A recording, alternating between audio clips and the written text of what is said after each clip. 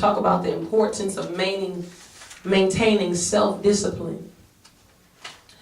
The importance of maintaining self-discipline. Kingdom people are disciplined. Disciplined in their disciplinaries. Hear what I say. Kingdom people are disciplined. And they're also disciplinaries. So you hook up with a kingdom person that's disciplined, you will get disciplined. Apostle Paul was disciplined. He was also a disciplinary. He disciplined the church. God help me today. The importance of maintaining self-discipline. Hebrews 3 verse 14 says, "For we are made partakers of Christ if we hold the beginning of our confidence steadfast unto the end."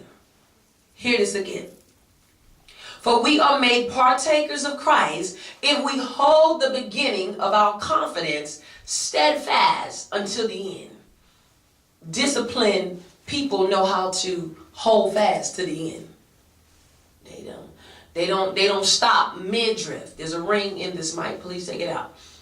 They don't stop mid-drift. They don't stop in the middle of their salvation and say, you know what, I think I want to go back to doing what I used to do. I want to go back to my old ways of thinking. But kingdom people are disciplined and they stand until the end. If you look at royalty, if you look at the soldiers of any kingdom, they are so disciplined, they will stand there. They will even stand to the point of death. And we have to be disciplined. We have to maintain that discipline in the kingdom of God. The importance of maintaining self-discipline. In these last days, we must maintain our self-discipline. In order to maintain self-discipline, we must first understand what it is. A lot of people don't understand it, and let the truth be told, a lot of people don't want it. They don't understand it, and a lot of people don't want discipline. They want to do what they want to do. A lot of people don't like the chastisement of the Lord, and the chastisement of the Lord is discipline. And God, our Father, is a disciplinary God. He will discipline you. He will chastise you. Why? Because he loves you. When you are disciplined to the king, what you're saying is, I love you. I love you enough to stand on the wall. Nehemiah loved the people of Jerusalem so much. He says, I'm going to discipline myself to get the job done. I'm going to stand to the end. And to every wall, every door is hung, every brick is laid. I'm going to be here to the end. But how many can endure to the end? Only the discipline will enter in. Only the discipline will get in. The virgins, 7 virgins, see, they was disciplined to keep the oil in the lamp. Only those that are unprepared is a result or a sign of not being disciplined. The songwriter said, ready for battle.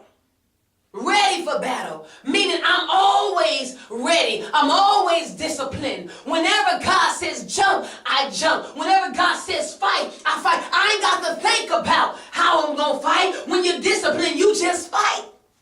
You don't sit there and get out your pad and say, well, I'm going to go through the northern east door. No, baby, you already know what door you're going to enter in. Discipline. Ready. Ready. But it comes through us maintaining self-discipline. According to Webster's, self-discipline is discipline and training of oneself. Usually for improvement. The reason why you discipline yourself is to improve what God has put on the inside of you. It's to improve your skills. It's to improve your gift. If you are a lazy saint, guess what? Your gift is going to look lazy. It's not going to be executed in this fullness because why? You have not disciplined yourself. You have not taken the time out to exercise your gift. God help me today.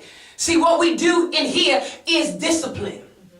What we do in this house, what you received in this house is discipline. And some of you don't like discipline. Some of you want to be the wild ass. But God is saying, I got to tame the ass so I can get you where I need you to be. Discipline. So according to Webster's definition, it means improvement or acquiring a habit of. In the Bible, Samson is a perfect example. Somebody said Samson fell because he lacked discipline. He had the power. He had the power. He had the power. Come on, church. He had the power. Come on, church. He had the power. But he ain't had no discipline. Y'all better talk. I said Samson had the power. Had the power. But he ain't had no discipline. But he didn't have no discipline. What good is the power when you ain't got no discipline? When you ain't got no discipline. What good is the gift What good is the gift when you ain't got no discipline? when you ain't got no discipline? I need Discipline for the battle. for the battle. Y'all better decree and declare, because whatever a man thinketh or saith, it shall come to pass and it shall be. You need discipline in your life. We all need discipline in our life. But when it comes to the kingdom of God, we need to be so disciplined that at any given time, when God says go, we are prepared. And I don't just mean getting on Delta, but I mean go into prayer, go into worship, get out of your flesh and go seek me while I may be found. Discipline. Stay up all night. Jesus said like this to his disciples, you couldn't even discipline yourself to stay up with me for an hour and pray? Don't you know it's upon us? But not disciplined enough to do what's right. Ready to battle for what is right. That takes a disciplined person. And depending on what dimension or level or category in the kingdom as a soldier of God, depending on your level, you cannot discipline anybody until you get disciplined. Because what good is the gift if it's not disciplined? What good is the power if you're reckless with your power because you're not disciplined? You reckless with your thoughts. Don't you know you have power and authority over your thoughts, but because you won't discipline your thought pattern? Somebody help me today. Samson is a perfect example of someone who lacked self-discipline. He had everything he needed to finish his course. Let me tell you something. God has put everything in us to finish our course, but will you discipline yourself? Jesus said it like this. He says, broad is the gate. Broad is the way that leadeth to destruction, but narrow. But guess what? It's difficult, and few find this way. Few walk this way. Why, Jerry? Because of discipline. Because of discipline, Candace. They don't want to discipline themselves. And so they walk in the wide way thinking that they are on the right way. But God says, no, ain't nothing right about that. Your way is destruction. Your thoughts are destroying you. Why? Because you won't discipline yourself. You won't discipline yourself. Samson allowed his thoughts to overrule self-discipline. God help me today. He was haughty in the fact that God had given him power. But he didn't think he needed to discipline himself even though he had the gift.